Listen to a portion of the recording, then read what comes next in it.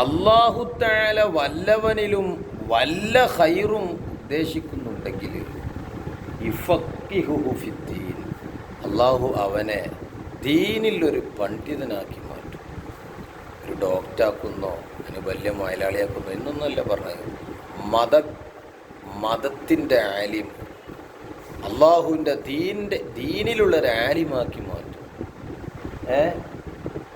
വഖദ് ജഅല സ്വല്ലല്ലാഹു അലൈഹി വസല്ലം, നിശ്ചയം മുത്തുനബി ആക്കി അത്തഫഖുഹ ഫിദ്ദീനി, ദീനിലുള്ള പഠനത്തിനെ എന്താക്കിയറിയും, ദലീലൻ അലാ ഇറാദത്തില്ലാഹി ബിഅബ്ദിഹിൽ ഖൈർ, അല്ലാഹു തആല അവൻ്റെ അടിയാനിൽ ഖൈർ ഉദ്ദേശിക്കലിൻ്റെ മേലെ ദലീലാക്കി.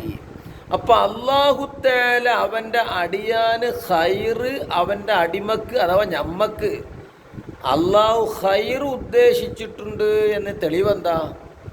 അള്ളാഹു ഞമ്മക്ക് ഇൽമ് നൽകൽ, അറിവ് നൽകൽ, അള്ളാഹു നമ്മളെ ആലിമീങ്ങളാക്കൽ, മുതഅല്ലിമീങ്ങളാക്കൽ, ദീന് പഠിക്കുന്നവരാക്കൽ എന്തിൻ്റെ ദലീലാണ്, ലക്ഷ്യമാണ്?